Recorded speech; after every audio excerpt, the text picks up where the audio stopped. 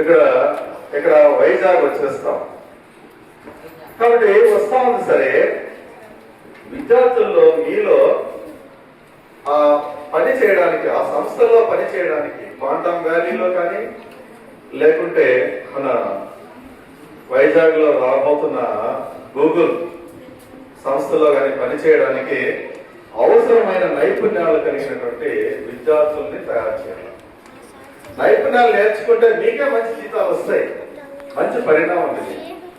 ఈ సమయంలో మీరు కరెక్ట్ గా బీటెక్ అయ్యే లోపల ఇవన్నీ కంప్లీట్ అయిపోతాయి.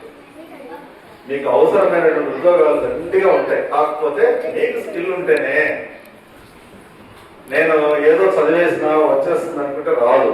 మీకు నైపుణ్యం ఉంటుంది. ఆ నైపుణ్యాలు సంపాదించడం కోసం, అంతేకాకుండా దానిపైన అవగాహన కల్పించడం కోసం మన రాష్ట్ర ప్రభుత్వం ఎంఓఈ మినిస్టర్ ఆఫ్ ఎడ్యుకేషన్ కూడా సంయుక్తంగా ఏం చేస్తుందంటే quantum age begins, quantum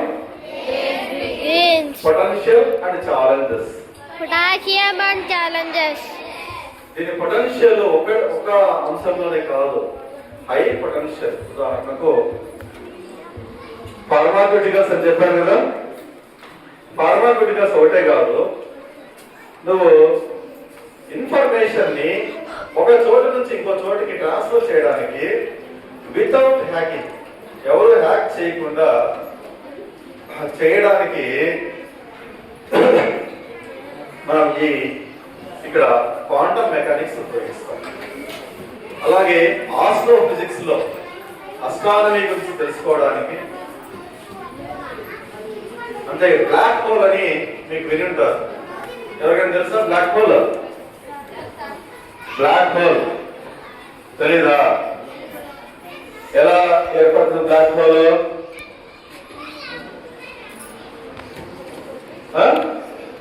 black hole ఎలా ఏర్పడుతుందమ్మా? స్టార్ చనిపోయిందంటే బ్లాక్ హోల్ గా మారిపోతుంది. బ్లాక్ హోల్ గా మారినటువంటి స్టార్ ఎంత ఎనర్జీ పార్టికల్స్, ఎంత మాస్ ఇచ్చినా తన లేక లాగేసుకుంటా పోతుంది, తినేస్తుంది. ఓకే, సో దాని ఎనర్జీని క్యాలిక్యులేట్ చేయడానికి, అలాగే ఈ విశ్వంలో ఉన్నటువంటి విశ్వాంతరాలని అబ్జర్వ్ చేయడానికి కూడా క్వాంటమ్ ఫిజిక్స్, క్వాంటమ్ మెకానిక్స్ ఉపయోగపడుతుంది.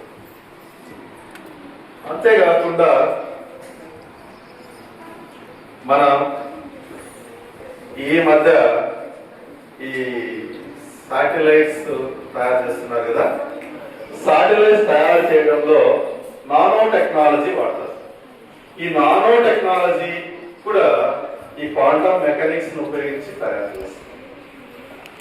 అలాగే మీకు డిఎన్ఏ ఉంది కదా, డిఎన్ఏ డైన్యూక్లిక్ యాసిడ్ కదా, డిఎన్ఏ టెస్ట్ చేస్తారు కదా, ఆ డిఎన్ఏ టెస్ట్ బాగా అనాలిసిస్ చేయడానికి, డీప్ అనాలిసిస్ చేయడానికి క్వాంటమ్ మెకానిక్స్ వాడతాం. సో ఫిజిక్స్ లో వాడతాం, బయాలజీలో వాడతాం, బయోకెమిస్ట్రీలో వాడతాం, హెల్త్ సంబంధించి వ్యాక్సిన్స్ తయారు చేయడంలో వాడతాం, అన్ని రంగాల్లోన. ఇంకా మిషన్ లెర్నింగ్ లో కూడా వాడతాం. అంటే మిషన్స్ దానంతట అదే పనిచేస్తాయి. మనం ప్రోగ్రామింగ్ చేస్తే దానికి ఈ మధ్య కూడా వచ్చాయి, చెక్క మీద ఒక బొమ్మ చెక్కాలనుకోండి, ప్రోగ్రామింగ్ చేసి ఇచ్చేసామనుకోండి, దానికి అదే చెక్కేస్తుంది. మిషన్ లెర్నింగ్ అంటాం. సో ఇలా అన్ని అంశాల్లోన ఈ క్వాంటమ్ మెకానిక్స్ ఇంక్లూడ్ అయిపోయింది. సో క్వాంటమ్ మెకానిక్స్ ఎప్పుడైతే ఇంక్లూడ్ అయిపోయిందో, ఇప్పుడు దానికి తగినటువంటి కొన్ని ఛాలెంజెస్ ఉన్నాయి. ఏంటి? సరే, ఇది ప్రాబబిలిటీ యాంప్లిట్యూడ్, ప్రాబబిలిటీ పైన బేస్ చేసుకొని పనిచేస్తుంది. మాక్సిమం ప్రాబబిలిటీ రీచ్ అవడానికి కోర్ టీమ్ అవసరం. అంటే తెలివైనటువంటి మంచి టీం అవసరం. అది సబ్జెక్ట్ మీద మంచి అవగాహన కలిగి క్రియేటివ్ నాలెడ్జ్ ఉన్నటువంటి వ్యక్తులకు ఇది